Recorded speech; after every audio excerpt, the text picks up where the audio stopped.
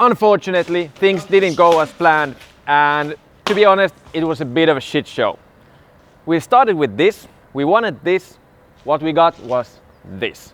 But let's continue the story as if everything went perfectly from start to finish, and let the steam settle a little bit before I tell you what exactly happened and what is next. It's gonna be a Turkish bath.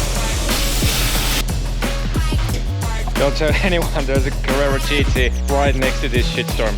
This is car wash day. Let's take a closer look.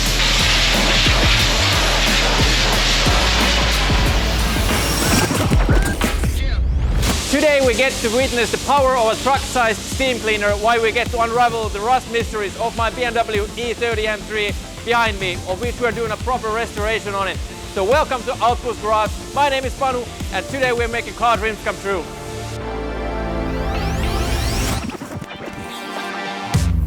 So today we're going through the undercarriage, engine bay and wheel wells, and the steam dude, depending on the spot, is going to go gently or full on, and with the wheel wells we're going full on to even expose bare metal. So after the steam cleaning is done, we get to see the whole picture, how much rust and rotted out the spots there are. So fingers crossed we don't find anything too terrible. Now you may ask, why not use dry ice blasting that is so popular on YouTube? Well, there are many ways to clean a car and cut through paint. This is what was available and recommended to us. I'm certain that the steam cleaner machine is a good solution. It just needs a good operator. I will talk more about this later in the video. So after the cleaning is done and the steam settles, we should hopefully see the condition of the frame of this 40-year-old M3. Fingers crossed we don't find any major issues. The steps for restoring and protecting the undercarriage are as follows. First is the cleaning, which means getting rid of road grime, oils and dirt. Secondly, we are peeling off everything to reveal bare metal on select areas, primarily the wheel wells. Third, we are grinding off any surface rust and fixing the worst areas by welding in some new metal. And at number 4, we will be applying a fresh new layer of epoxy primer and undercoating material all around the undercarriage and the wheel wells. After these steps, we would restore and protect the engine bay, and then the car would be ready for reassembly. Quick question guys, why is my engine support arm missing 3 mounting points for a heat shield? I will talk more about this murder mystery at the end of this video. Let me know in the comments if you can help me out. So now that the car has been disassembled, we have great access to everything. So let's go through the car and I'll show you all the spots we need to work on. And let's start with the wheel well. So the big ticket items are the wheel wells. A previous owner has put an extra sticky layer of this corrosion prevention stuff. So the steam cleaner is going to rip everything away until it's bare metal here. There are some surface rust spots here which we will work on, and some extra holes made for a roll cage by the previous owner when this car was tracked. So we will plug those as well. And once everything is done, no rust, everything's fixed, and we'll put a new layer of this sticky corrosion prevention stuff in here. Looking at the undercarriage, I'm hoping we can get away with some light cleaning, meaning we could conserve this original paint protection layer here. But we do have lots of little spots where surface rust is showing itself, so we will work on those with some power tools and some paint protection and add this stuff on top when we're done. But now let's check out the engine bay. So one of the last things I removed from under the car was this heat shield. And as you can see here, someone has made a nifty little cut, 3 ways to make a flap. Why would someone do that? Well, it seems that there was some rust and they decided to go through this instead of removing it to weld a piece of steel here, and it is ridiculous. A D- at best. As you can see, the welding workmanship, not good, and also they didn't bother putting any sort of protective layer on top of the steel plate here. So yeah, that needs some work. I can actually, after we're done with fixing this situation here, I can get a new plate for it. And also there was this sound insulation covering this place here, the firewall, and I took it off because it just cracks. It's 40 years old, but you can get a new one of these, I think. And it did reveal good bits and some bad bits, and there's lots of surface rust here because there should have been a heat shield between this and the engine, but there wasn't. And also there's actually a bit of a really bad rust spot right here, so we need to work on those. But the worst rust we have found so far is here, in this area. So once we get all these and all the little bits around the car, we should be good. All right, so then we have tens, maybe 100 spots like these where you have a little bit of surface rust under a fastener or something. So we are working on these by hand or with sanding paper or some machines. And then we have some edge primer we can use, rust filler as a primer, and then I have this color-coded paint for the BMW, so we can use that to make it look pretty OEM. So let's dive a bit deeper with the condition of the undercarriage and wheel wells as we can see them before any steam cleaning takes place. Things to look for. Wheel wells have been layered with a new layer of undercoating, which is darker in color and stickier than the original from the factory. Major rust repairs were made to the rear areas of the front wheel wells. We can see a lot of surface rust areas showing all over the car. These should be quite easy to deal with, though there must be over 100 of them. Most of the coating under the car looks pretty solid. We will add a new layer to make it look uniform. There only seems to be a few really bad spots where the rust has gone through the metal and needs welding. Han, I love you. I know. Like and subscribe.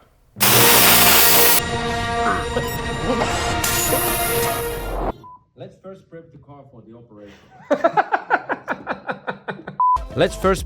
for the operation. The great thing about the steam cleaning is that all the dirt and grime will just come down with water. With dry ice blasting, the dirt will just fly off with the pressure and end up everywhere. We put this big tarp under the car and drove or pushed all the cars out. This was a great moment to enjoy a bit of summer tire ice drifting with the C63 AMG. So after we had covered everything, it was time to let the steamer loose.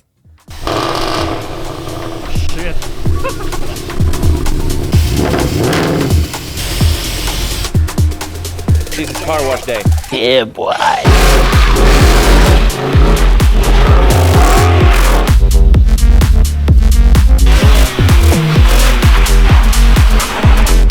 To be honest, I'm kind of chickening out because it's either lots of grip or zero grip.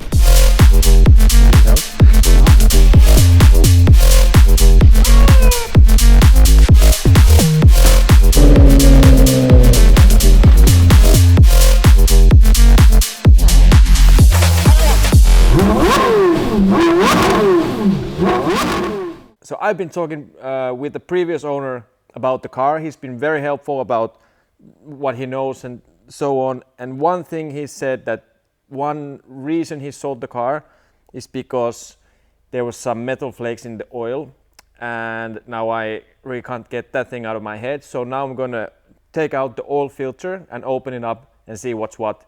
So let's start by taking out the oil filter from right there. And as you can see, I'm using the engine as a broomstick support. Get something here to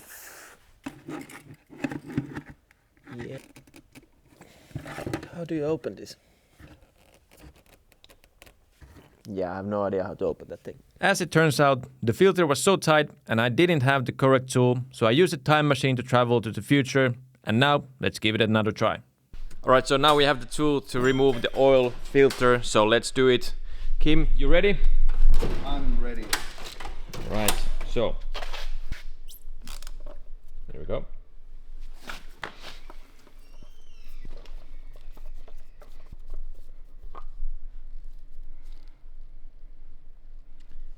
Do we want to pour the stuff somewhere?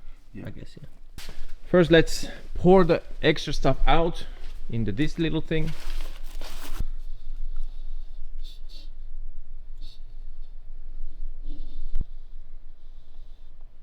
It's gonna take forever. It's like a gold rush, but with inverse results. What you don't want is glittery stuff. Can you point out some? Oh, it's glittering too much now. But there's definitely just, yeah. There is one chip.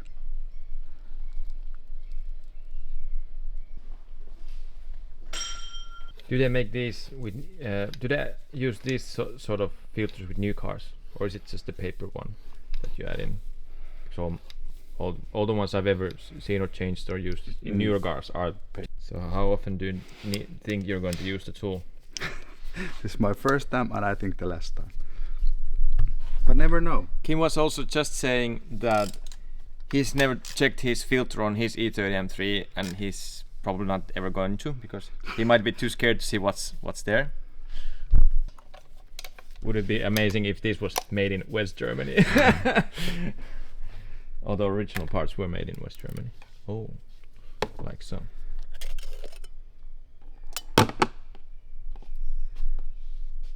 Nothing too a bit.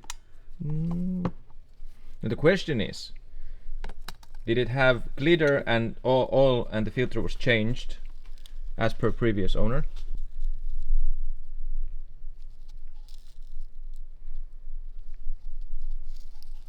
Yet. No. But we do need to remember that this engine has been rebuilt, and it is as per usual or quite normal to have some metal flaking in new engines. Ish, I guess. Yeah, first. But nothing there. So we do see some small stuff in the oil, like right there. And also here, like Very small particles. very small.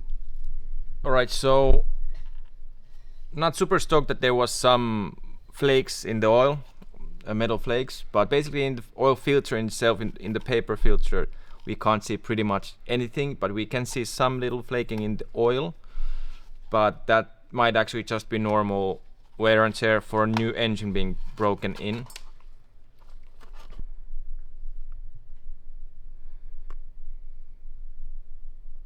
Very nice. Very nice, yeah. This is my cute little steam cleaner, which I use to clean my car, and it works wonderfully.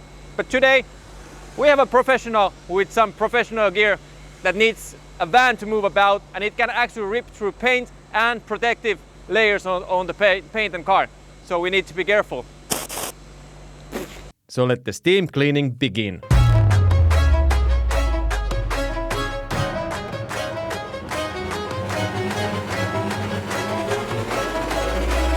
How much steam we're gonna have inside? It's gonna be a Turkish bath.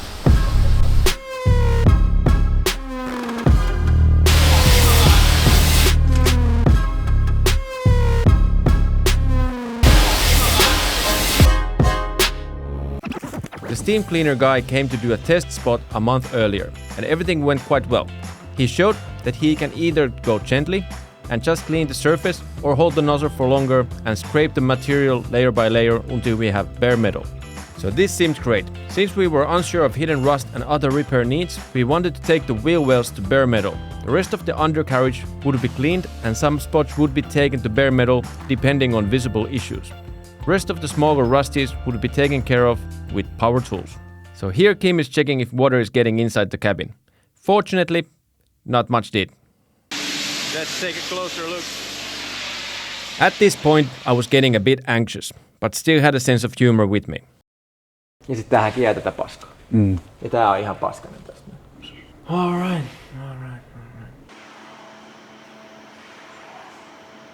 We've had an interesting day.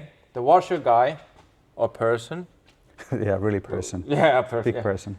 We're not gonna mention any names here, but so we had agreed that he would come here. He actually came here to do a test spot a month ago. So we agreed he would wash the undercarriage and put so much pressure that he would peel off everything till we can see bare metal in the wheel wells. So he came here, did all sorts of things, and we asked like, can you do this again, and so, and he was kind of in a hurry. Hopefully he's okay. It's nice. There's no trauma or anything behind all this, but he was kind of in a hurry to leave. So I called him and asked like, what's up, because we don't think this job is finished. That's what you can get with steam cleaning, but said, yeah, but there are spots that he totally missed that he didn't, the nozzle didn't even point at. Kind of way lost it and said like, well, that's what you get, then you don't have to pay goodbye.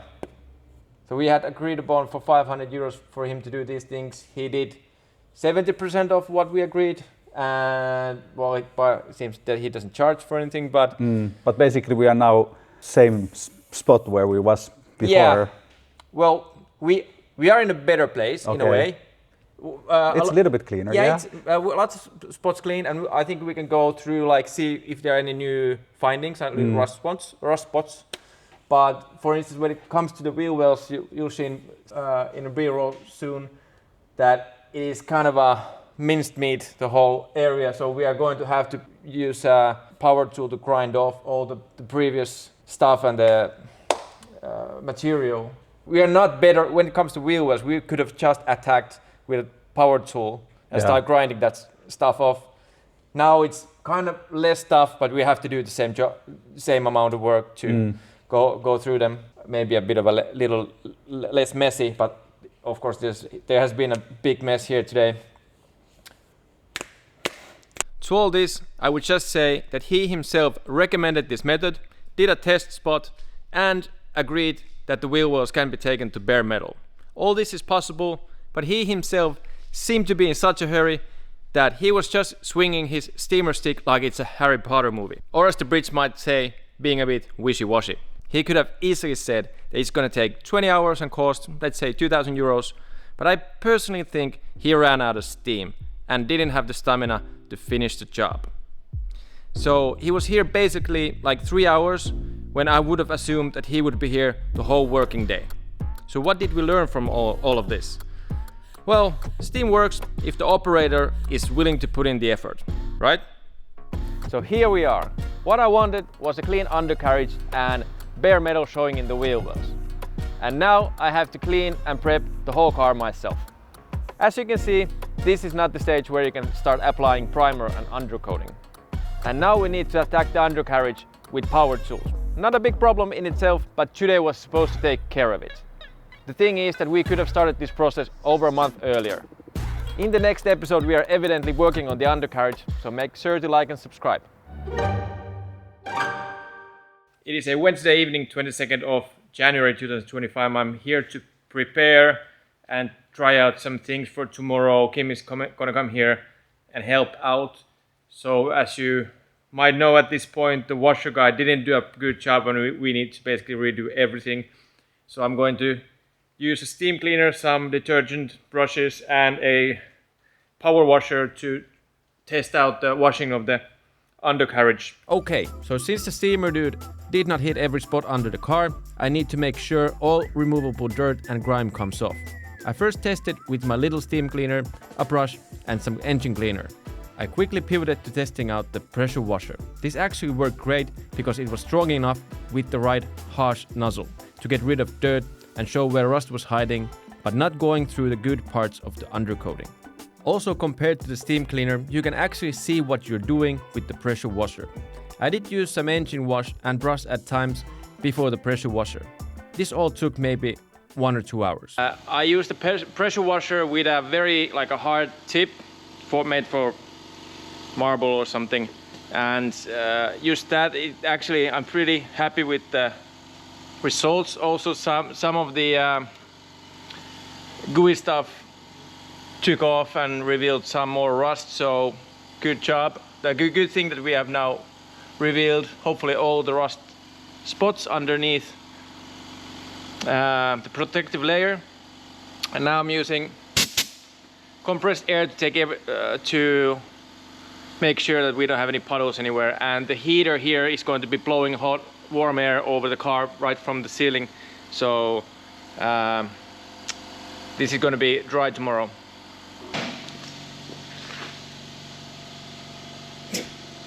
Don't tell anyone there's a Carrera GT right next to this shitstorm. Oh yeah, and an M5. Hallelujah.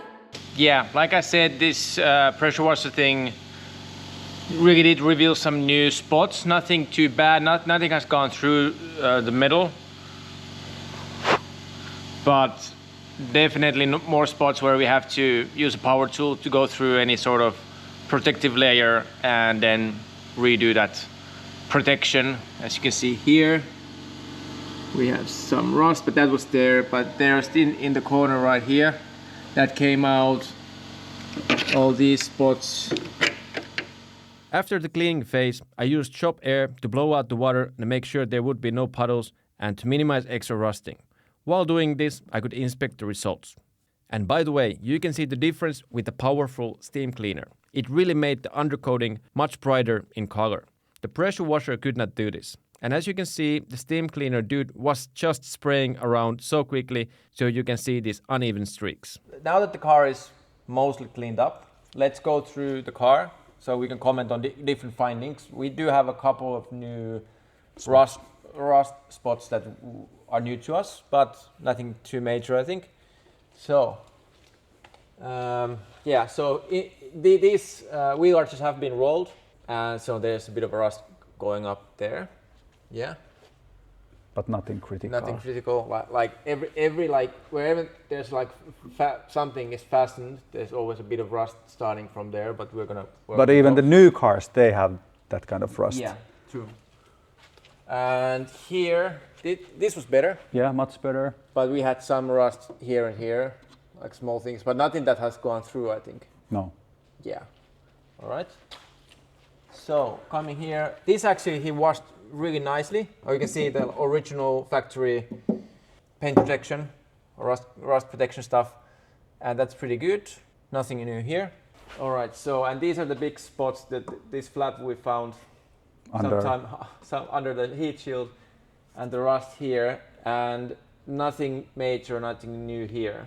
The biggest one is that one. Yeah, this here, and this is actually a new place, right? Yeah. Yeah, this is, and someone has done some work here, because can you see this shard of metal sticking out?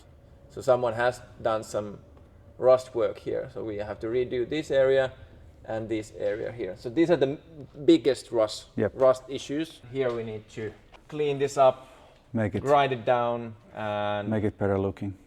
Yeah, make it even and so on. So when it comes to the chassis of the car or the frame of the car, nothing too bad for a 40-year-old e30 that has seen all sorts of days rallying and everything else. But yeah, all right. So we just found out, Akim found out that these bolts are missing that fasten, I guess, this to this, like the fender to the frame. Body, yeah.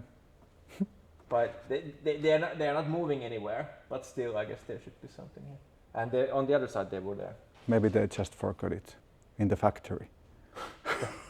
I guess that's possible. But we were hoping that after today we could start putting a new layer of this sticky stuff, do the rust protection, rust work, and cover that as well, and then start assembling the car. But now we're not any better off basically, because we have to get another person here or do stuff ourselves or something. But maybe we took like a half step forward. Yeah. Not fully step. So and the problem is that because this stuff, can you zoom in here? It's here on and off and so on. So we can't just put another layer here on top of it, because it will, the texture will look. Plus this is just coming off. There's some rust here as well. But that's okay. But this comes off pretty easy. Yeah, maybe we took it by hands. Now that the steam has settled, let's figure out what is the exact condition of the frame and do we have any new problem areas with rust. Here you can see many of the lesser rust areas. The steam cleaner and pressure washer were great to reveal hidden rust behind the undercoating. It seems that the coating does not stick to rust and comes off easily with some pressure. Luckily, most of the hidden rust under the coating were just on the surface and can easily be repaired. Then we have the comical square under the firewall. This seems like a solid fix, but the follow-through with the protection was non-existent. And then we have 3 more serious areas where welding is needed. 2 spots in the front right wheel well, the side skirt under the driver's side door, and the spot in the inner bumper on the right side under the plastic rear bumper. So why didn't we use dry ice? Well, there are multiple reasons, but do keep in mind that what we needed was to clean and cut depending on the spot. First, availability. Finland is a small market and finding someone to come over to dry ice blast the car is not that simple. Second, dry ice makes a big mess all over the garage. With steam, all dirt just drops down with water and doesn't float to every nook and cranny. And third, steam was recommended to us since it can also cut through paint and different layers of the undercoating. To my knowledge, dry ice blasting is mostly used to clean and not to go through multiple layers of paint protection. As demonstrated on the MO NYC video, the effectiveness of sandblasting and dry ice blasting, you can see that there are differences to these methods. I would argue that a powerful steam cleaner has its place in the world of cleaning and cutting. One interesting thing is that I ordered one of these. It's a heat shield next to the engine, which I didn't have, and I got the last one in the world from America, from FCP Euro maybe, or somewhere. Well, it was 130 something euros, it's original BMW, and so on. But as you can see, there are 3 holes here, and then I got it, and I went to check it out how to install it, which of course is not something I need to do right away, but check this out. So it comes here, and I'm sure it protects the engine mount here. But as you can see, the holes are here. And can you see any mounting holes on the bracket or the arm? Yeah, me neither. Also, make a mental note of the serial number, which is 2225584. All right, keep that in mind. By the way, I will show you one thing. Where are the old engine mounts? Here. Ooh. So when I got the car, it didn't have this heat shield on. So can you guess which engine mount was on that side? Was it this one? Or was it this one? And now let's check out the parts numbers and everything, because I have a surprise. Well, I was surprised, and now I have a surprise for you guys as well. So let's go to, I'm using Liebmann 24's German digger for original parts. So I'm just gonna point and shoot. Here you can see this is the arm, and here's the heat shield. And this arm in this picture has 3 holes where you can screw in the heat shield. I guess the screws come from, or the bolts come from downstairs, and the nuts go upstairs, and it protects the engine mount. Now it's number 4. Let's go to number 4. Supporting bracket, of course, it's not available anymore, but the product number is 1181 and 2225584. So it's basically the same number, like all these numbers here, and then they added 1181. So the murder mystery is what happened. Kim's car has the correct supporting bracket with the mounting points for the heat shield. Funny enough, he doesn't have the heat shield, and I have the heat shield, but I don't know where to put it. So first of all, does someone have one of these brackets to sell me? That would be nice, so I can change that. Or point to a web shop or something where I can get one. And also, I've been thinking of creating 3 screwed holes and to that arm, and then making 3 new holes here. That would be a pretty good couple of shims in between. I think that would drive the whole point home. And also, does anyone know why am I in this situation? Because my guess would be that they made that. This is 87, made in 86, so one of on the earlier side of M3s. So they made this sort of bracket, and at some point realized that the exhaust headers are cooking the engine mount, and then they revised the bracket and created this part. That's why they have almost the same, similar product number.